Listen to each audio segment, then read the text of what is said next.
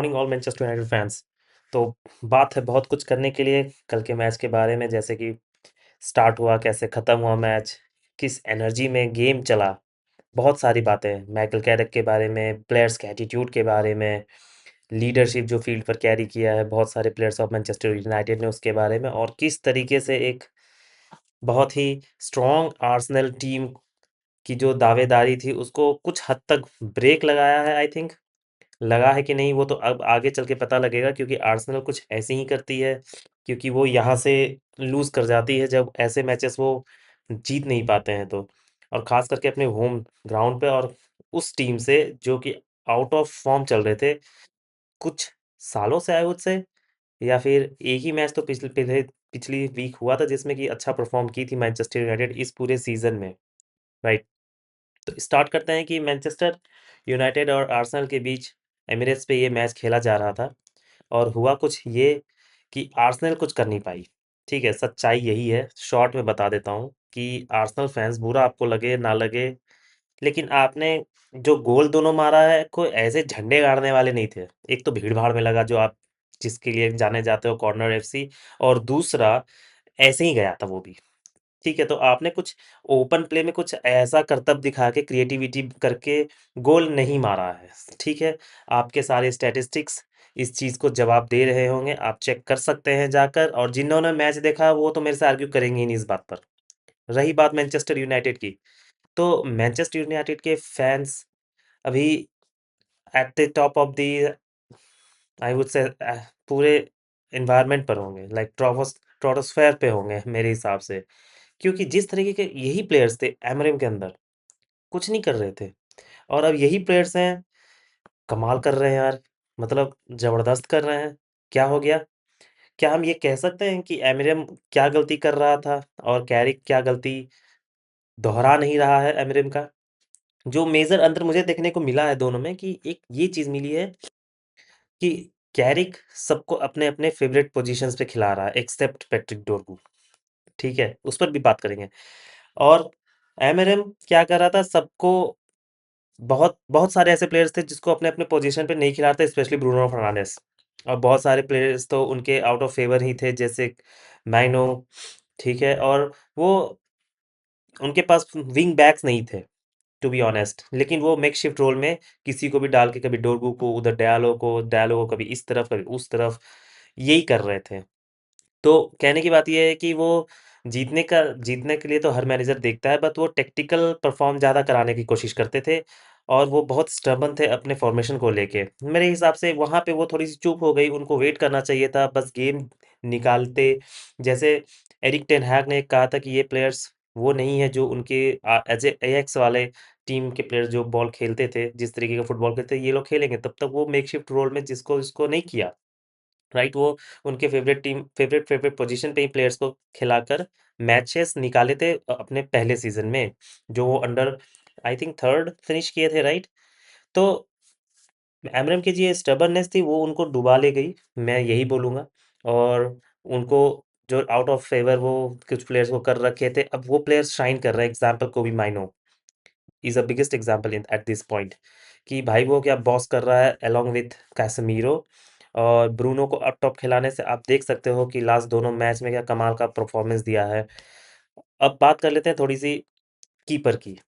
मैं देख रहा हूँ कि सोशल मीडिया पे हर जगह, ट्विटर पे सब कोई बात कर रहे हैं 2 गोल की, पैट्रिक डोरगू और मैथायस कुनिया की विनर।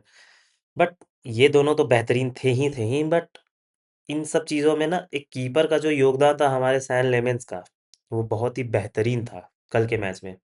और अगर वो ना होता तो शायद 1-2 गोल जो और हम सेट पीस से खा सकते थे, वो खा जाते। तो keeper with the grace of God हमें बहुत अच्छा मिल गया है, और उसको अब अच्छे से ग्रूम करो, क्योंकि he is also eight his young age. तो उसको ग्रूम करने के बाद वो एक वर्ल्ड क्लास कीपर बने ना बने, बट एक अच्छा कीपर जिस तरीके का बनना चाहिए, वो बन जाएगा ज़रूर। ठीक है? तो मैं बहुत ही खुश हूँ सैन लेमेंस के परफॉर्मेंस से लास्ट मैच और इस मैच में कुछ ज़्यादा आर्सेनल वाले में। बात कर लेते हैं थोड़ी-सी अब बैकलाइन पे। Backline is really solid.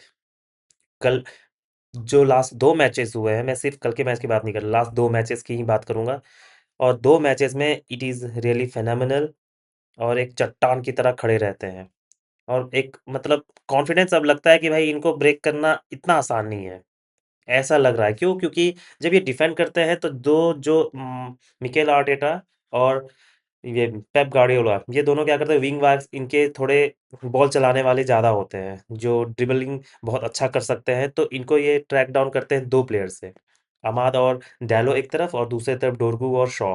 तो इन दोनों के सामने कुछ खासा चल नहीं पाते इन दोनों के विंगर्स, राइट? जिससे कि वो थोड़ा शट डाउन कर देते हैं, और ये बहुत ही अच्छा पैतरा लगा मुझे ये आपके कैरिक का।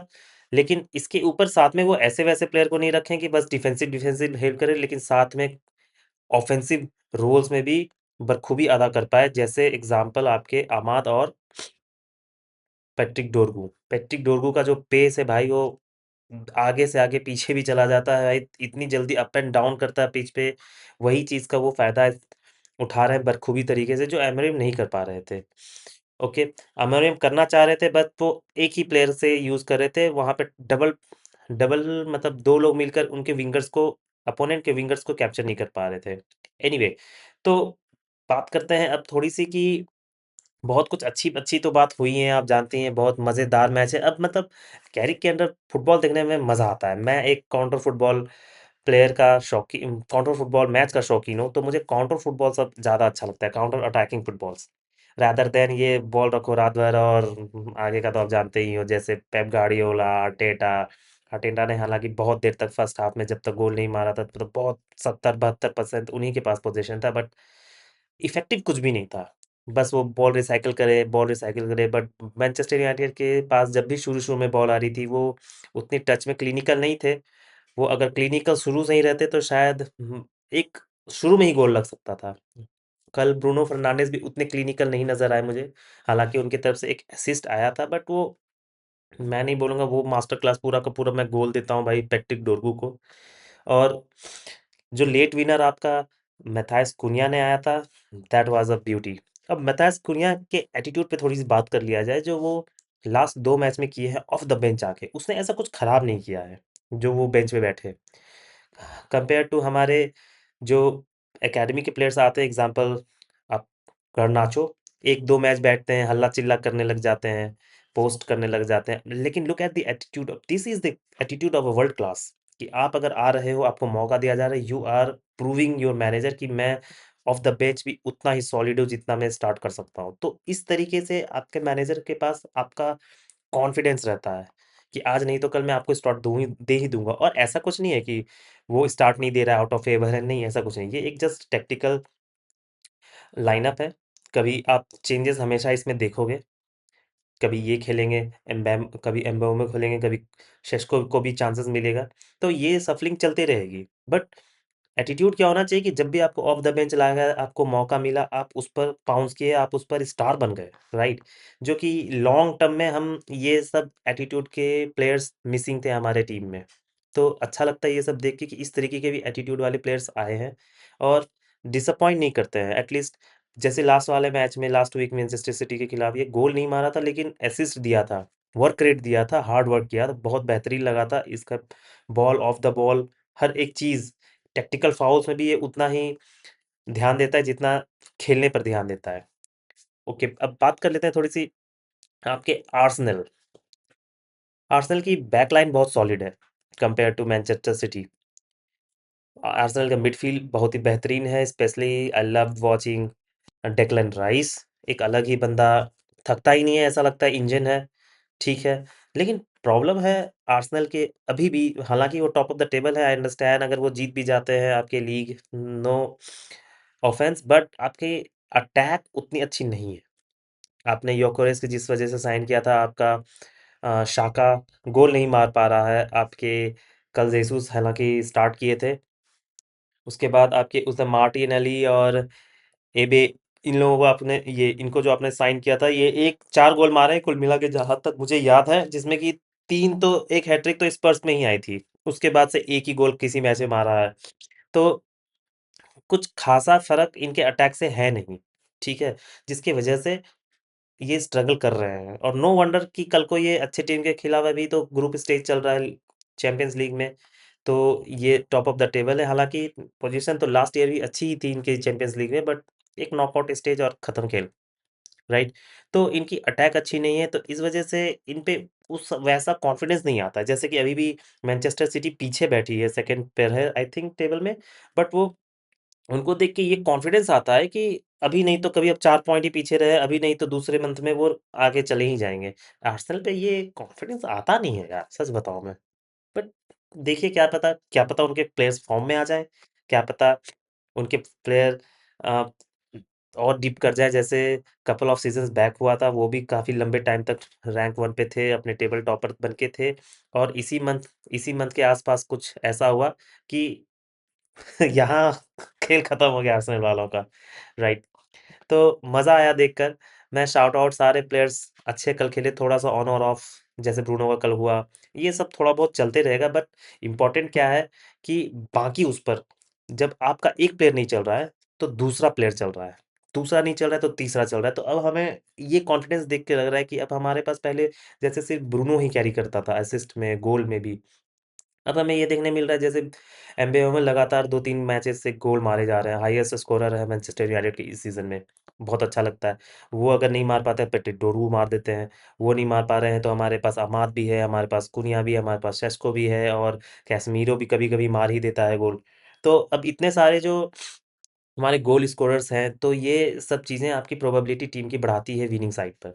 आपको एक लीथल टीम बनाता है अटैकिंग साइड पर, गोल स्कोरिंग साइड पे। इसीलिए हमारा इस साल का सीज़न अच्छा है, क्योंकि हम गोल लगातार हर मैच में कर पा रहे हैं। डिफेंस हालाँकि शेकी है अभी भी हल्की-फुल्की, लेकिन अभी लास्ट 2 मैच में बहुत ही अच्छी डिफेंस भी है।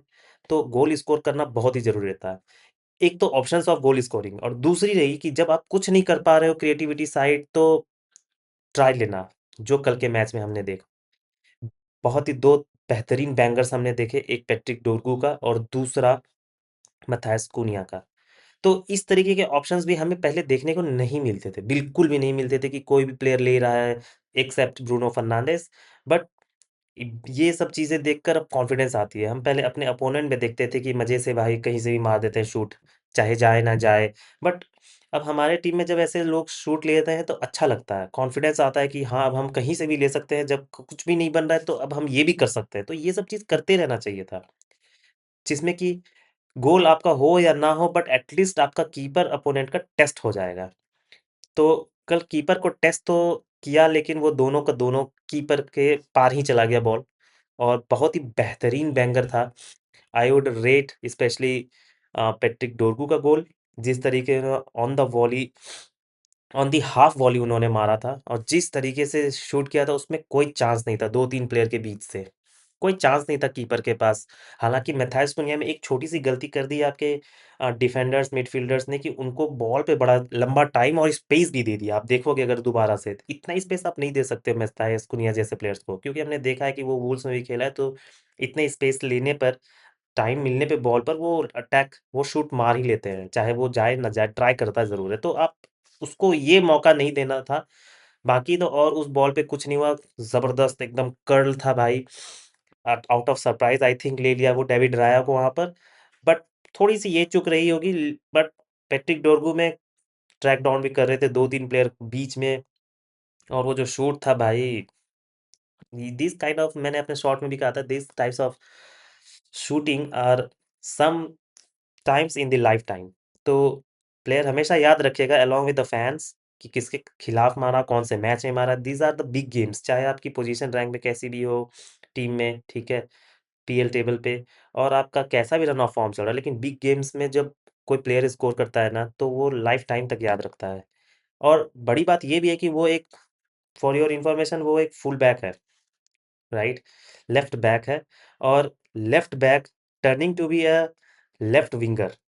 That is a very good thing, very good sign. But मतलब ऐसा गोल, एक, मैं जहाँ तक याद कर रहा हूँ, एक गैरेथ बेल थे, उनको ही ये जो कन्वर्जन हुआ था एक पोजीशन से दूसरे में, बेहतरीन था। क्या हम फ्यूचर में देखेंगे कुछ ऐसा ही पैट्रिक डोरगू से भी, या ये वर्सटाइल रोल खेलते रहेंगे? आजकल डिमांड भी वर्सेटिलिटी की है, और अच्छा लगता है कि हमारी टीम में ऐसे है कि कोई आगे भी वो कभी खेल लेता है, और वो पीछे भी खेल लेते हैं।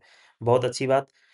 ऐसे सब देख के, तो ये सब चीज़ जो चल रही है मैनचेस्टर यूनाइटेड में ना, जो लीडरशिप की क्वालिटीज़ है आपके बैक लाइन में, ख़ास करके आपके पीछे लिसांद्रो मार्टिनेज हैं, हैरी मैगवायर का बहुत बेहतरीन गेम था कल। मैं लिसांद्रो मार्टिनेज से उसको ऊपर रेट करूंगा कल के गेम में। जिस तरीके से वो अपना फिजिकल डोमिनेंस देते हैं, ये सब चीज़ें अब देखने को मिल रहा है मैनचेस्टर यूनाइटेड के प्लेयर से। तो हम क्या कह सकते हैं कि हमारे प्लेयर इतने अच्छे, इतने खराब नहीं थे जितना एमएनएम के अंडर दिख रहे थे। Because of out of position में वो खेल रहे थे मे बी, या टैक्टिक्स ही कुछ ज़्यादा था एमएनएम के अंदर कि वो समझ ना पाए। अब ये direct football, counter attacking football इनको अच्छी लगती है, तो ये भाई एकदम एक्सप्लोसिव है, प्रेसिंग ज़बरदस्त है, वर्क रेट पूरा लगातार मेहनत करते रहे। पहला गोल खाने के बाद भी शोल्डर ड्रॉप नहीं हुआ, दूसरा गोल खाने के बाद लास्ट में भी शोल्डर ड्रॉप नहीं हुआ, जब तक तीसरा गोल मारे नहीं है। तो ये सब चीज़ जो एटीट्यूड्स हैं, बहुत ही बहुत ही प्रोग्रेसिव लगती है एक टीम की, और एक पॉजिटिव साइड पे जाते हुए दिखती है। बट एक और इम्पोर्टेंट चीज़ बता दूँ मुझे, बड़े मैचेस में तो एमरिम भी निकाल ही लेते थे, परफॉर्मेंस दिलवा ही देते थे। हालाँकि आर्सेनल के खिलाफ छोड़ के इस सीज़न में उनने सारे बड़े मैच निकाल लिए हैं। वही चीज़ कैरिक भी कर रहे हैं। लेकिन कैरिक एक अंतर है कि कैरिक एक डोमिनेटिंग फैशन में निकाले थे, ठीक है? हाँ, एक मैनचेस्टर सिटी का भी गेम था जिसमें एक तरफ़ा मैनचेस्टर सिटी ने हरा दिया था पहले लेग में। तो अब कैरिक ने जिस तरीके से खेला है, जीते तो हैं ही, बट एक डोमिनेटिंग फैशन में जीते हैं। पिछला मैच भी और आर्सेनल की, ये दोनों FYI top of the table है, first and second PL table 2025-26 के अभी फिलहाल। तो देखना ये है कि मिड टेबल लाइक 10 टू 20 तक का, 20 वाले टीम के साथ कैसा अगेंस्ट परफॉर्मेंस रहेगा, ये है इंपॉर्टेंट बात, जहां एमएलएम की टीम स्ट्रगल करती थी। स्पेशली आपके जो मिड टेबल क्लब्स हैं, उन सब के खिलाफ मुझे देखना है परफॉर्मेंस, जो कि नेक्स्ट मैच आ ही रहा है। If I am not wrong, तो शायद अगला मैच आपका फुलहम के साथ है, और शायद उसके बाद स्पर्स के साथ। तो फुलहम के साथ मैच देखने में और एक्साइटमेंट होगी कि किस तरीके से माइकल कैरिक वहाँ पे मैनेज करते हैं टीम को। I hope all the best to all of you and have a great day, enjoy. ये वीक तो बेहतरीन हो ही गया है। बस जाते जाते आप हमें कमेंट में आपको सबसे बेहतरीन कौन सा गोल लगा कल के मैच में, आप वो मुझे कमेंट करके बताइए। मुझे तो बेहतरीन पैट्रिक डोरगू का लगा। I think I have reason myself, right. तो आप मुझे जाते जाते ये कमेंट में बता के जाइए। Thank you.